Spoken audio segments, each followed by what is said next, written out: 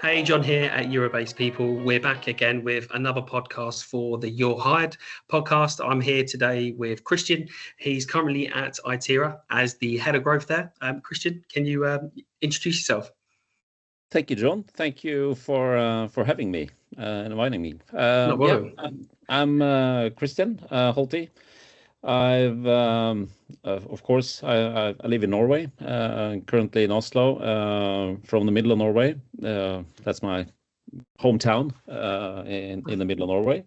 Nice. I currently work as head of growth in Itera. Itera is a consultancy firm based in Norway, but also in Ukraine, Iceland, Czech, Poland. Yeah. Lots of places. Yeah, it's good. And my role there is, of course, my main background is I'm a designer. So basically working with human-computer interaction. But in the last 15 years, I've worked a lot with innovation projects as a designer. Yeah. So I have a mixed role. Now Nice. I have the growth in Itera and also working as a designer as well as being having that role. Yeah. So that's you've had quite a journey within design, and now in this role of head of growth. It's quite. I probably would use the word holistic journey. Really. Yeah, absolutely. Well, I started my journey as within the design profession in 2001 something. First and foremost, I was very intrigued by visual design, creating websites, visual communication. And as you go, you start to see that there's something more here you need to address or have control of, as in what is the product, what is the service, what is the design, what is the content, the function, what's the purpose of this. So I've gradually gone from I would say a classical interaction designer and with a view on visual design as something appealing to working more towards I would say actually product strategies and service strategies and why do we make this? What's the purpose of it? And not only for commercial benefits or goals, but also within the public sector. So I've worked with the public sector and private for lots of private businesses throughout the last 20 years or 25 years. Yeah. Nice. Quite a broad experience, which is great for someone, as someone like yourself as a leader. I'm sure every designer is quite lucky to work with you. You must be kind of like a fountain of knowledge when it comes to design. So that's great. Big words, but yeah, no, it's it has to be said. That's for sure. And I know today, I know we met at the start of March. We was kind of talking, and we was kind of talking about what does tomorrow's designer look like, because the role of designer has evolved so much, probably dramatically in the last 10-20 years. I would say, kind of going from if you was to kind of break design down from the very beginning of just more graphical and visual design, and people were kind of doing these UX elements and interaction design without even it didn't really exist. It was kind of just something that you just naturally done anyway. And now we kind of gone into these more specific areas of design where you can bring so much more value to products, especially with digital products as well.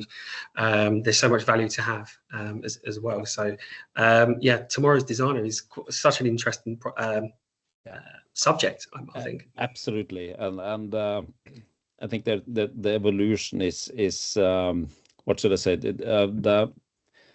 What I see today, or my thoughts and reflections are, is that 15 years ago we used to talk a lot about and also make fun of pixel perfection. And those things today with the emerging technologies as artificial intelligence and also predefined design system frameworks, it's already no further need to use extremes, lots of time doing pixel perfection, because the technology is there and the tools are there. So looking at Figma and when I started in 2000, I started with the Adobe package. I designed websites in Adobe Photoshop and Illustrator, and then you see the evolution to Sketch and InVision and Figma. But I think the designer of tomorrow needs to have a bit more or different or broader both perspective, but also competency that is not necessarily connected to being a designer. So the design profession is still moving ahead, and it's still going to be relevant in 30 years. But the question is, what kind of competency do you add on top of what you are good at in terms of using artificial intelligence or using other technologies to make your processes of research, concept development, and such more efficient. But also, I think designers need to deep into having more business knowledge, if you know what I mean, as in the understanding, but also the technology understanding, and also being interested in that, because I've seen a lot of designers. How could I say it? Go into a dark cave into Figma, and okay, we have to, and we need that craftsmanship. We need that, of course, but I think the design profession as such, and that's because of the new technologies that are already here, and also more are coming. Yes. That you need to take that look and ask yourself, what do I need to do to be more relevant? And then I think that the technology understanding, but also the business perspective of things, and also a bit more reflected on and in regards to the process management of things, as in the design processes, but also why do we make this product? It's more related to strategy, because are we making a product that already exists, and how do we compete with that product? Then you're talking about the red ocean and blue ocean, where we're creating something that a lot of people already have created. And then you have to ask yourself, you need that understanding.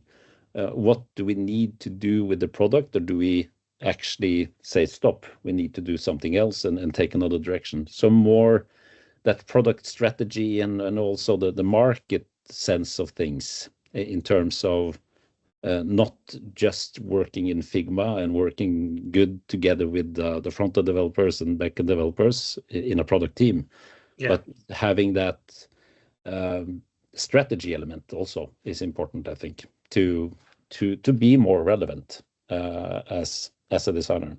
And of course, there's a fine line between moving outside the design profession and becoming something else. But I do think designers need to. I think the best word I can use is to explore actual new competencies and skills to be even more influential and also more relevant as a designer in 10 years from now. I think something needs to happen, or naturally will happen. What sort of skills and competencies do you think the designer of tomorrow could potentially look into if they want to explore? I think that's a big question. But I do think that designers need to adopt and also learn the skill set in terms of, as I said, product strategies, but also doing analysis that relates the product that they're actually designing or working on. In terms of elements like product market fit, how does the market look like? How's the trends? And of course, you can separate that in terms of you're making a product within the public sector. A lot of people do that in Norway, work as consultants in public sector. Then you don't have the commercial aspect of things. But what you do have is what makes the market that because you're making it for someone. What do we need? What does this product need to what should I say, secure that a lot of people within the public sector and also us to adopt these products? What do we need to do? And that will certainly what should I say, make a push forward to having more analytical skills, not in terms of research necessarily, but in the business sense, if you know what I mean. In terms of the product and the product strategy, who will adopt. And also when you're creating something, creating a product or designing a product for commercial use, and where you also have the interest of making money on that product. The designer also need to understand that what I do and what I think or what I research and what I create also have something, a return of investment in terms of more people will adopt it, the more money we will make. So it's an important role. I'm not saying they will become businessmen, but you need to have that business sense in terms of designing a product that needs to succeed in a market, a private market. And then you need that growth mindset, and that's my role in Terra today. It's how to think growth of a product doesn't only mean the user experience of it. That's extremely important, of course. But what do you offer the user that also creates a business effect in terms of more users or more revenue in terms of generating from the product? So. It's quite. The design role has evolved so much, and almost like you said, almost like a business type of role now, rather than just creating the visuals. They're identifying potential gaps where they can improve the product or they can make more sales. There's this kind of, I would probably use the word intersection between UX and also business growth as well. It is kind of heightened. I think that's just going to become more and more. And do you see the role of a designer almost being, I don't know what word to use, but I've kind of gone blank. I can't remember because I was thinking about it. I was thinking about it earlier. But I think in terms of what we're talking about now, as in the business aspect in Norway, and I think that's also starting to, or it's a used term, is that very experienced designers with a business development mindset or a background, because you have a lot of them, they go into the topic of or the profession of business design. So not classical business development, what should I say, competency, but you use design methodology and methods and frameworks and tools to work on the business models or reinventing a business model, because that's a lot of designers in Europe go that way in terms, and I think that's an exciting area to explore. But you also need that technology knowledge or skill set to actually know that the product or the business model or how will the product be the business model, or how will the product affect the business model in a positive way. You also need that, is this possible to actually to build? This is nothing new, but I think that this is an evolution of the design profession from, as you said, starting off as visual designers, looking at colors, the brands, the logos, to how is the user experience, how's the service, what should I say, the journey, the user journey of things. So I've seen a lot through the last 25 years, and sometimes I ask myself, oh, this is something new, and this I have never done. But of course, you have to be unafraid, and you need to jump into something. Kind of go like head on. And I've thought of the word that I was thinking of earlier. So do you think designers will almost there'll be another potential title change to designers? There's enough already, with UX, UI, and product design.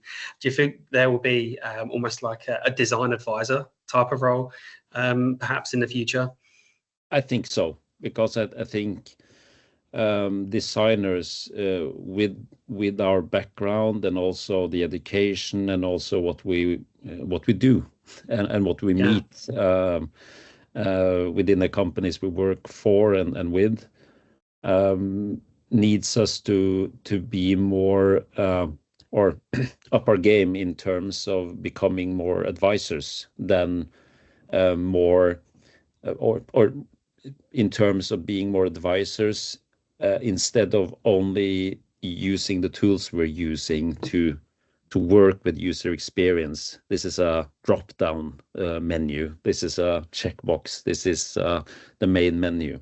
So I think the advisory part is going to be more important as a designer. I really do think so. And that's where I relate what I was talking about earlier in terms of having the business and domain knowledge, but also strategy skill set, but also having an understanding of the possibilities within technology, as in emerging technologies. And I'm not saying we need to be experts on every field, but we need to have the right level of knowledge. And doing that, you also broaden your competency level and skill set, and then you become more of a design advisor than a classical working in Figma every day in a product team. So I'm not saying they don't advise, but there's a difference between advising on something when you're working in a product team versus actually sitting down with someone with the client that has the responsibility for revenue and a product strategy and the business in whole. So it definitely has more of a commercial value now, I would say, design does, especially now there's so many different data driven approaches to design, balancing this creativity also with analytics as well at the same time. So I've noticed that a lot of designers now have also been collaborating a lot with data scientists, data engineers to get that data. So which is quite interesting. So I can see this design role being more commercially pleasing, and I think more and more companies are seeing this as this is companies are missing out if they haven't got a designer, not a traditional designer, but kind of like the more, I'd say, modern designer now that we have. So there's so many gaps. I think we need both the design or the advisor designer, but we also need the what I call the doer designer that has an extremely the classical designer that has extreme control over and is really good at working with the design tools and working within a product team and then following the process or facilitating the process as well in creating something. So I think we need both, but I think we need to put on top the more advisory role in design. because it affects a lot of things, not only the product, but also the company's strategy. It affects a lot of different areas. And as you said, working with data scientists, I also worked with data scientists a lot of times, and it was extremely useful. Of course, very nice to work with them, but useful in terms of having access to their competency and data. And data is important for designers in terms of totally. and for everyone. So the connection there, not the designer being the data scientist, but also the way you gain that competency, knowledge, and increase the different level of competency within that, the different fields around you as a designer, with the developer or the data scientist, or So the question is, where do you start? What's that? Right. Yeah.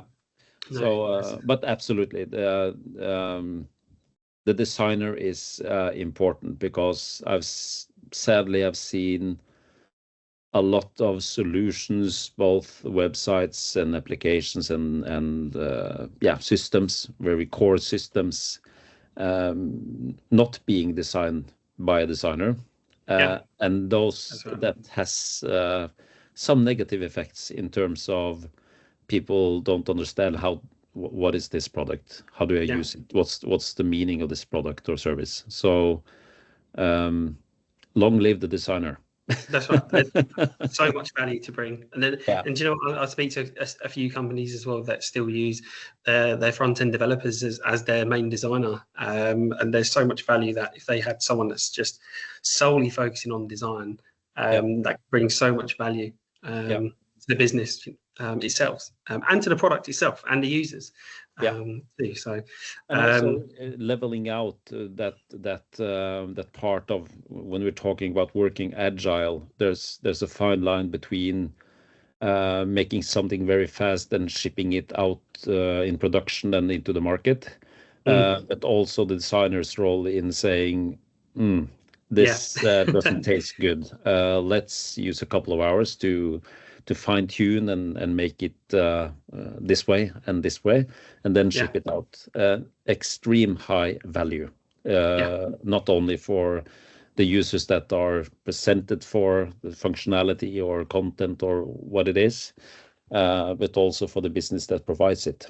So in an agile process, it's good that designers have somewhat hold back. Okay, just wait a couple of hours. Let's look into this and make it a little better, or change this and change that. So that has extremely high value. That's my experience after all these years. So no, that's good. And kind of to wrap it all up, really, what would you say to your fellow designers? If they wanted to work on something to become that designer of tomorrow, what advice would you give them? My advice will be that they keep the core competency that they have today, because designers are very skillful and do a lot of things that a lot of other roles don't do, and by that you learn a lot of new things. But my advice would be that designers, because I see a little bit of that in Norway in some environments, that no, we don't do AI. We're designers. So my recommendation is to explore those type of technologies in terms of making the research process more effective, or actually also explore what kind of solutions and tools is out there that could change the way I work, or what should I say, increase the quality of my work. But also in terms of getting the technology understanding, because that's an important first step to going the ladder up to becoming maybe more of an advisor. Not only, so I would say that's my best advice. Explore new emerging technologies, use them, try them, and try to find the relevant use for those technologies and understand them, of course, into the work as a designer in the process. So yeah, I think that's my best advice, and I there's nothing wrong either with going into product strategy, because I see a lot of companies in Norway have and other places as well. They're talking about their product, but they don't have a clear product strategy, as in looking in the crystal ball. What is our product in 3 years? And that's a hard thing to do. But there's something about having those strategic skill sets as a designer. That are my two. That's my device or advice in moving forward. Yeah. No, that's fantastic advice. So if any designers listening to this, I'm sure if they have any questions about it, they can reach out to you and probably get some even more great advice as well. But there's so many topics that I do want to cover with you, Christian. We have to have a second podcast. We need to. We definitely need to for sure. Maybe next one in person. You don't know. Absolutely. That'd be super. I'll be there. No problem. Yeah. Awesome. No, thank you so much for your time, Christian. I really appreciate it, and I'm sure you're doing great things at Itera as well. Thank you for having me, John. It's been a pleasure, really. Amazing. Yeah. Good talking to you. Nice to speak to you. Take care, Christian. Okay. Bye. Bye.